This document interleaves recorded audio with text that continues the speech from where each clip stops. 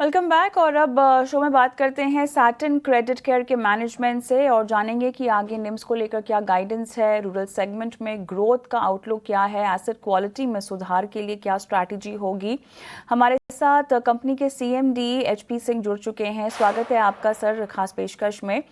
अब यहाँ पर जो है किस तरह से निम्स की अगर हम बात करें, एक्सपेक्टेशन रखनी चाहिए मीनिंगफुल एक्सपेंशन को लेकर आगे।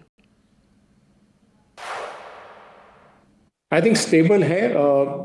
जैसे हमने बोला कि मतलब for us cost of funds have gone down. मतलब अगर हम देखेंगे तो हमारे बेसिस पॉइंट 50 बेसिस पॉइंट गिरे ही हैं।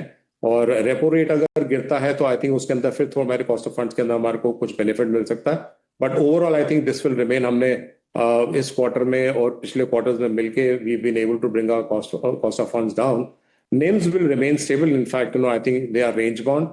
We are closer to about 14%, 14.25%, and I think उसी रेंज बाउंड में रहेंगे। सो ज्यादा वेरिएशन आपको नहीं मिलेगा, स्टेबिलिटी मिलेगी। बट हाँ, it will be positive what ever it is. कहीं पे कोई नेगेटिविटी नहीं दिख रही है इसके अंदर।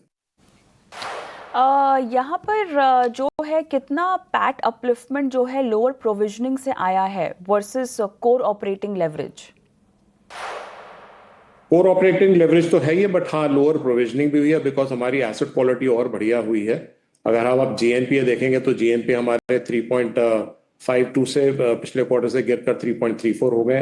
हमने तकरीबन 70 करोड़ की कम हमको हिट आया है प्रोविजनिंग एंड राइट ऑफ्स में।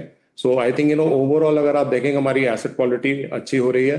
आई थिंक फॉर अस अगर हम इस तरीके से देखेंगे तो हमारे कि जो प्रॉफिटेबिलिटी है including cost of funds as well as the environment of NIMs as well as asset quality as well as our GNPA and provision write-off plus incomes coming from direct assignment. I think all put together have contributed जो हमारे ये profitability आई है।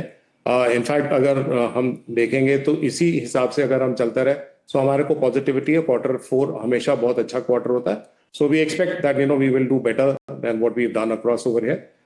So I think looking at all the metrics, we've been doing wonderfully well across over here. Singh साहब, अच्छा लगा आपसे बातचीत करके, शुक्रिया समय देने के लिए। और चलिए अजीत मिश्रा से भी जुड़ते हैं और क्या राय है इनकी स्टॉक पर जान लेते हैं। सैटिन क्रेडिट केयर पर टेक्निकली आप कोई कॉल देना चाहते हैं क्या अजीत?